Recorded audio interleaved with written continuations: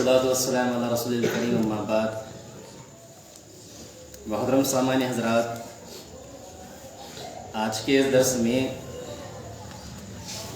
जिस नबी के बारे में मैं और आप जानेंगे वो हज़रत यूनुस अलैहिस्सलाम। यूनुस अलैहिस्सलाम, मैं समझता हूँ आपने इनके बारे में इससे पहले भी सुना होगा। बहुत ही दिलचस्प वाक़या है इनका और बड़ा इबरतनाक भी। मैं शुरू करने से ही बताता हूँ कि पूरे दुनिया में जितने भी अंबिया कराम आए, जो भी नबियों ने अपनी कौम को अजाब से डराया, कौम नाफरमान रही। जब नबी ने भी दुआ की अजाब की तो अजाब आकर रहा कौम पर। लेकिन ये एक नबी है यूनुस अलैहिस्सलाम और इनकी कौम एक वाहिद कौम है जिस पर अजाब आया। लेकिन जब कौम के लोगों ने अजाब को देखकर उनको महसूस हुआ कि भाई आज नहीं तो कल अजाब आने ही वाला है 3 दिन के अरसे के अंदर, तो वहां पर सब के सब तौबा कर लिए। तो अल्लाह ताला ने उनकी तौबा कबूल करके उस कौम को माफ कर दिया और उस कौम को हिदायत दी। ये वाहिद कौम है। वरना जितने भी कौम थी, हर एक कौम पर जब नबी ने कहा कि अब तुम्हारे ऊपर अजाब आएगा तो अजाब आकर रहा, कौम अजाब से दो चार हुई। इससे पहले आपने देखा कौम आद पर कैसा अजाब आया, कौम समूद पर कैसा अजाब आया, कौम लूत पर कैसा अजाब आया। और जब भी नबियों ने कहा कि तुमने जो नाफरमानी की है, तुम्हारी नाफरमानी के तहत तुमने जो शिर्क किया है, उस शिर्क के तहत तुम्हें अजाब आकर रहेगा, तो अजाब से कौम दो चार हो गई। लेकिन ये जो यूनुस अलैहिस्सलाम की कौम है, यूनुस अलैहिस्सलाम तौहीद की दावत देते रहे, लोगों को इस्लाम की तरफ बुलाते रहे, लेकिन लोग नहीं माने। तब यूनुस अलैहिस्सलाम कौम को छोड़कर चले जाते हैं और अल्लाह का अजाब सर पर मंडलाने लग जाता है। लोग महसूस करते हैं कि अब अजाब आने वाला है। हमने अपने नबी की बात नहीं मानी, हमने अपने नबी की बात पर लब्बैक नहीं कहा, तो ये अजाब हमें आकर रहेगा। हम तो इस दुनिया के अंदर भी अजाब से दो चार होंगे और आखिरत में भी हमारा ठिकाना जहन्नम है। ये समझकर वो अजाब को देखते ही पूरे गांव के लोग, अपने घर के अंदर की औरतें, बच्चे और जानवर तक लेकर एक मैदान में जमा हो जाते हैं। इतना रोते हैं, बहुत ज़्यादा रोते हैं। औरतें भी रोती हैं अपने गुनाहों पर, नौजवान भी रोते हैं अपने गुनाहों पर, वहां के बुजुर्ग भी रोते हैं अपने गुनाहों पर। यहाँ तक कि उनका रोना ऐसा था, उस रोने को देखकर जानवर तक भी महसूस कर लिए कि अब अल्लाह का अज़ाब आने वाला है, अल्लाह का अज़ाब आने वाला है। तो जानवर तक भी रोने लगे। यह रिवायत में बात मिलती है। और लोग समझना, जानवर भी रोया करते हैं, जानवर के अंदर ये चीज होती है। तो सब के सब रोने लगे। तो अल्लाह ताला ने उनकी तौबा कबूल की और अल्लाह ने अपने अजाब को रोक लिया और हिदायत दी इनको। और यूनुस अलैहिस्सलाम की कौम हिदायत याफ्ता होकर जिंदगी गुजारने लगी। ठीक है, अच्छा, अब आइए यूनुस अलैहिस्सलाम के बारे में कुछ जानते हैं। हर बार ऐसा होता था, पहले नबी के बारे में जानते थे, नबी की दावत के बारे में जानते थे, उसके बाद में अजाब के बारे में जानते थे आप और मैं। लेकिन ये कौम का ऐसा मामला था तो मैंने आपके सामने पहले ही रख दिया है। यूनुस अलैहिस्सलाम एक गलती करते हैं। क्या? कौम को एक अल्लाह की दावत देते हैं, लेकिन कौम नहीं मानती। अल्लाह का हुक्म अभी नहीं आता, यूनुस अलैहिस्सलाम उस बस्ती को छोड़कर चले जाते हैं। आपने देखा अब तक के जितने नबियों के बारे में मैंने और आपने देखा कि जब नबी दुआ करते हैं, ए अल्लाह मैंने इनको दावत बहुत दे दी, तेरी तरफ बहुत बुलाया मेरे अल्लाह, लेकिन ये बात नहीं आ रही है मेरे अल्लाह, तू ही इनको हिदायत तो नहीं दे रहा है इनकी हरकतों पर, अब तो इनको अजाब दे दे इनकी हरकतों पर। ये कहने के बाद में अल्लाह ताला कहते थे हर एक नबी को, ए नबी तुम और तुम्हारे घर वाले यानी कि ईमान लाए हुए इंसान यहाँ से निकल जाओ, हम इनको अजाब देंगे। ये अल्लाह ताला हर नबी को अजाब देने से पहले हुक्म देता कि तुम ये बस्ती छोड़कर चले जाओ। तब नबी क्या करते थे? उस बस्ती को छोड़कर चले जाते थे, क्योंकि वहां पर अल्लाह का अज़ाब आने वाला है। यहाँ यूनुस अलैहिस्सलाम अभी अल्लाह का हुक्म नहीं आया होता, यूनुस अलैहिस्सलाम बस्ती को छोड़कर चले जाते हैं, ये उनकी गलती होती है। अब शुरू होता है वाक़या, जब बस्ती को छोड़कर चले जाते हैं दूसरे गांव की तरफ सफ़र करने के लिए, तो वहाँ कश्ती में सफ़र करने के लिए कश्ती में जाते हैं। उस दौर का जो ट्रांसपोर्ट होता था, समंदर से कश्ती में बढ़कर जाए या रेगिस्तान के इलाके से ऊंट या घोड़े में जाए, यही सफ़र होता था।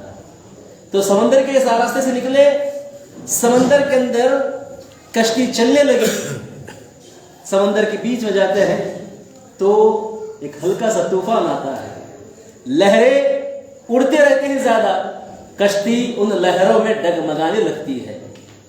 तो बाद में वह वहाँ का जो मल्लाह होता है, कश्ती चलाने वाले को मल्लाह कहते हैं, जैसे पायलट कहते हैं ना एरोप्लेन चलाने वाले को, कश्ती चलाने वाले को मल्लाह कहा जाता है उर्दू में। तो कश्ती चलाने वाला जो ड्राइवर था मल्लाह, वो कहता है कश्ती का बोझ बहुत ज्यादा हो गया है, इसीलिए कश्ती मेरे कंट्रोल में नहीं आ रही है। अब कश्ती को कंट्रोल में लाना है इस तूफान के अंदर, तो इस कश्ती का बोझ हल्का करना पड़ेगा। तो जो जो सामान वगैरह है वो फेंक, सामान फेंका गया। अब कश्ती फिर भी कंट्रोल में नहीं आ रही है, कहता है वो मुल्ला कि अभी कश्ती और कंट्रोल में नहीं आ रही है मेरे। तो यहां पर मामला यह है कि किसी एक को छलांग लगानी पड़ेगी समंदर के अंदर, ताकि उसके जरिए से सबकी जान बची जा सके, चाहे वो हिलाक हो जाए। ये मामला आ गया। तो जैसे ही मामला आया तो कौन उतरेगा, और ऐसा इंसान कौन है जो खुद अपनी जान दे दे? कोई नहीं देता। करा अंदाजी की गई। करा अंदाजी का मतलब चीटियां उड़ाते हैं ना, जैसे लोगों का नाम लिखते हैं उसके अंदर चीटी उड़ाते हैं, जिसका नाम आता है उसको उसे करा अंदाजी कहते हैं। करा अंदाजी की गई तो सबसे पहले नाम आया यूनुस अलैहिस्सलाम का। जब यूनुस अलैहिस्सलाम का नाम आया तो लोग अजीब हैरान हो गए, ताज्जुब करने लगे। और यूनुस अलैहिस्सलाम का तकवा, उनकी परहेजगारी पूरे कौम के लोगों को मालूम था। उस कश्ती में बैठने वाला हर एक इंसान यूनुस अलैहिस्सलाम के तकवे की इज्जत करता था। हर दौर में अच्छे लोगों की इज्जत हुआ करती है, भले ही उनके ऊपर ईमान लाए या ना लाए, लेकिन इज्जत हुआ करती है। तो ये यूनुस अलैहिस्सलाम अल्लाह के नबी तकवे वाले परहेजगार इंसान थे। तो लोगों ने कहा कि भाई ऐसे इंसान को तो हम ऐसा ज़ाया होने नहीं देंगे, चलो एक काम करो, फिर से करा अंदाजी करते हैं, फिर से चीटियां उड़ाएंगे। तो हुआ क्या, दूसरी बार भी नाम आया तो यूनुस अलैहिस्सलाम का ही नाम आया। तो लोग परेशान होते हैं कि ये कैसा मामला है, जिस इंसान को हम बचाने की कोशिश कर रहे हैं बार बार उन्हीं का नाम आ रहा है। फिर से कहते हैं कोई बात नहीं, एक आखिरी मौका देख लेते हैं, जिसका नाम आएगा वो छलांग लगाएगा। यूनुस अलैहिस्सलाम कहते हैं भाई दो बार मेरा नाम आ गया है तो छोड़ दो, शायद अल्लाह की ही मसलियत है। और वो समझ रहे थे कि वो उनका गुनाह, कि मैं मेरी कौम को बगैर अल्लाह के हुक्म को छोड़कर आया हूँ, उस बस्ती को छोड़कर, ये उसके अंदर महसूस हो रहा था। लेकिन कौम नहीं, वहाँ की कश्ती के लोग नहीं मानते, नहीं यूनुस अलैहिस्सलाम, नहीं यूनुस साहब आप बैठिएगा, एक और बार करा अंदाजी करते हैं। तीसरी मर्तबा करा अंदाजी की गई, लेकिन बदकिस्मती से वही इंसान का नाम आया जो यूनुस है, यूनुस अलैहिस्सलाम है। जब 3 मर्तबा यूनुस अलैहिस्सलाम का नाम आता है तो खुद यूनुस अलैहिस्सलाम कहते हैं अब आप मुझे बचाने की मत सोचो, अल्लाह भी यही चाहता है कि मैं यहाँ से छलांग लगाऊं, बाकी मेरा अल्लाह जान रहा है। वो बिस्मिल्लाह कहकर उस कश्ती से कूद जाते हैं समंदर के अंदर, बीच समंदर। जैसे ही यूनुस अलैहिस्सलाम बीच समंदर में कूदते हैं तो अल्लाह ताला एक बड़ी मछली, वो मछली का नाम क्या है नहीं बताया गया यहाँ पर, अब आप भरोसा कर सकते हैं। इससे पहले भरोसा करना कुछ लोगों के लिए मुश्किल होता था, जो लोग नहीं मानते था इस्लाम को, चमत्कार को, मौजज़े को। अब आप और मैं आराम से मौजज़े को, चमत्कार को भरोसा कर सकते हैं, क्योंकि हमने ऐसी मछलियाँ देखी हैं टीवी के जरिए जो बहुत बड़े बड़े होती हैं। तो बहरहाल एक बहुत बड़ी मछली थी, उस मछली को अल्लाह ने हुक्म दिया, ऐ मछली अब तुझे मेरे बंदे यूनुस को अपने लुक़मे में लेना है, लेकिन तू उसे नहीं खाएगी और ना ही उसे हजम करेगी, ना तो उसके गोश्त को खाएगी, ना तो उसकी तो हड्डी को तोड़ेगी, बस उसे तू अपने पेट में रखना है, ये अल्लाह का हुक्म हुआ। और समझ रहा आपको, दुनिया में जितने भी मखलूकात हैं सिवाय इंसान और जिन्नात को छोड़कर, जितने भी मखलूकात हैं, हर एक मखलूक अल्लाह की हम्द व सना, तस्बीह व तारीफ करती है। याद रखिएगा इस बात को। हर मखलूक, कोई भी क्यों ना, छोटी से छोटी, बड़ी से बड़ी, हर मखलूक, जिसे आप और मैं जानदार कहते हैं, जिसे आप और मैं जानदार कहते हैं, جیسے کہ مچھلی ہے، درخت جیسے مچھلی ہے، اور گائے ہے، بکری ہے، اور بھی بہت سے جانور، یہ بھی، اور جو نباتات ہے نا اس کے اندر بھی جان ہوتی ہے. بایولوجی میں سیکھتے ہیں نا ہمارے بچے سائنس کے اندر کہ نباتات کے اندر جو پیڑ پودے ہیں اس کے اندر بھی جان ہوتی ہے. تو یہ بھی اللہ کی تعریف کرتے ہیں، یہاں تک کہ ایک کنکر بھی اللہ کی تعریف کرتا ہے. سمجھ رہے؟ تو یہاں پر وہ مچھلی اللہ کے حکم کو مانتے ہوئے یونس علیہ السلام کو نگل لیتی ہے. یونس علیہ السلام پریشان رہتے ہیں. یونس علیہ السلام مچھلی کے پیٹ میں چلے گئے. جب پیٹ میں سے آنکھ کھلی ان کی تو سمجھتے ہیں کہ شاید میں مر چکا ہوں. کون انسان زندہ رہتا ہے مچھلی کے کھانے کے بعد؟ لیکن بعد میں اپنے سر کو ہلاتے ہیں تو سر ہل رہا ہے، ہاتھ خالی ہل رہا ہے. اب کہتے ہیں کہ نہیں، میرے اللہ نے مجھے مچھلی کے پیٹ میں زندہ رکھا ہے، یہ اللہ کی کیا مصلحت ہے. اور یونس علیہ السلام اس مچھلی کے پیٹ میں رہ کر یہ محسوس کرتے ہیں، بلکہ یہ جان لیتے ہیں کہ اللہ کی ہر ایک مخلوق اللہ کی تعریف کر رہی ہے. وہ مچھلی بھی اللہ کی تعریف کر رہی تھی، اور سمندر کی گہرائی میں وہ مچھلی جہاں جہاں جاتی وہاں کے جو جانور پائے جاتے سمندر کے تہہ کے اندر، ان کی تعریف کی بھی آواز یونس علیہ السلام نے سنی. اللہ نے ان کو سنوائی بات ہے. یونس علیہ السلام کو بڑا ہی افسوس ہوتا ہے، بڑا پچھتاوا ہوتا ہے کہ میں ایک ایسے اللہ کا بندہ ہوں جس کی تعریف میں انسان، جن اور یہاں تک کہ سمندر کے گہرائی کے اندر رہنے والے ایسے جانور جسے انسان ناواقف ہے، یہ تمام اللہ کی تعریف کر رہے ہیں. میں کیسا انسان ہوں جو اللہ کا بنایا گا نبی ہونے کے باوجود میں میری قوم کو اس کے حال پر چھوڑ آیا، جبکہ اللہ نے مجھے حکم نہیں دیا تھا. ان کی اس غلطی کا احساس ان کو ہوتے رہتا ہے. یونس علیہ السلام پریشان ہیں. محترم سامعین حضرات، دعا کرتے ہیں.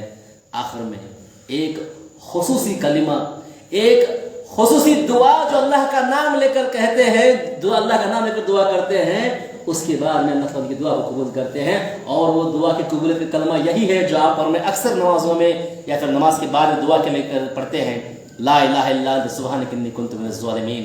یعنی اے اللہ، تیرے علاوہ کوئی اور اللہ نہیں ہے، تو ہی پالنے والا ہے، تو ہی رب ہے، تو ہی ہمیں پیدا کرنے والا ہے، تو ہی سب کچھ ہے میرے مالک، تو پاک ہے میرے مالک، اور تو نہیں مجھے معاف کرے گا تو کون معاف کرے گا. اور میں بے شک ظالموں میں سے ہوں، میں نے اپنے آپ کے اوپر ظلم کیا ہے مالک، تو مجھے معاف کر دے. یہ دعا یونس علیہ السلام کہتے ہیں اور گڑ گڑاتے ہیں، روتے ہیں مچھلی کے پیٹ میں ہی. تو اس دعا کے پڑھنے کے بعد میں اللہ کے نبی یونس علیہ السلام کو اللہ تعالیٰ اس مچھلی کو حکم دیتے ہیں کہ اے مچھلی، اس بندے کو جو تیرے پیٹ میں ہے اسے اس جگہ پر اونڈل دے. یعنی کہ وہ الٹی کرتی ہے مچھلی، پھر جا کر اسلام ایک جگہ پر، جیسے کہ دریا کا جو کنارہ ہوتا ہے، سمندر کا کنارہ ہوتا ہے، وہاں ان کو ڈالا جاتا ہے. پھر آتا ہے روایت کے اندر محترم سامعین حضرات، وہاں جو دریا کا کنارہ تھا، ایک کدو کی بیل تھی بہت بڑی، جس کے بہت بڑے پتے تھے. اس پتے سے ان کو چھاؤں ملتی ہے. بات کہاں تک سچ ہے اللہ بہتر جانتے ہیں، اس کے ہم ڈیپ میں نہیں جائیں گے. ایک یہاں پتے کی بات میں کہنا چاہتا ہوں، وہ یہ ایک بہترین بات، جب یونس علیہ السلام مچھلی کے پیٹ میں تھے اور اس کلمے کے ساتھ جب دعا کی، تو اس دعا کو فرشتے جب عرش پر لے کر گئے اور عرش کے پاس یونس علیہ السلام کی دعا سنائی گئی، اور فرشتوں کو، جتنے فرشتے وہاں پر رہتے ہیں، تو کہا وہ فرشتے اللہ تعالیٰ کو، اے اللہ، یہ آواز جانی پہچانی ہے اور بہت ہی گہرائیوں سے آ رہی ہے یہ آواز. ہمیں لگتا ہے کہ یہ آواز یونس کی ہے. بار بار یہ دعا کرتے تھے، اور اے اللہ، یہ تیرا نام لے کر دعا کیے ہیں، کہہ رہے ہیں لا الہ الا انت سبحانک انی کنت من الظالمین.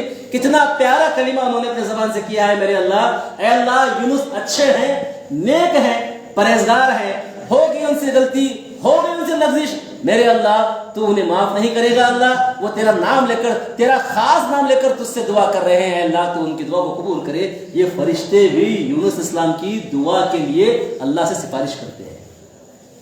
اللہ تعالیٰ وہاں جا کر ان کی دعا کو قبول کرتے ہیں. معلوم یہ ہوا کہ کوئی انسان نیک ہے، تقوی والا ہے، اللہ کی عبادت کرنے والا ہے، تو ان کی نظر، فرشتوں کی نظر اس انسان پر ہمیشہ ہوتی ہے. یاد رکھیے گا اس بات کو. اللہ کے نبی کی کتنے سارے ایسے حدیث ہیں جس کے اندر اللہ کے نبی نے ابھارا، اے لوگو، تم اللہ سے مانگا کرو، بے شک تمہاری دعا کبھی رد نہیں ہوگی. یا اللہ کے نبی نے کہا، تم ایسے اچھے کام کرو کہ تمہارے لیے سمندر کی مچھلیاں تک تم سے دعا کرے، تمہارے لیے دعا کرے. یہ بہت سی بات ہم سنتے ہیں نا آپ.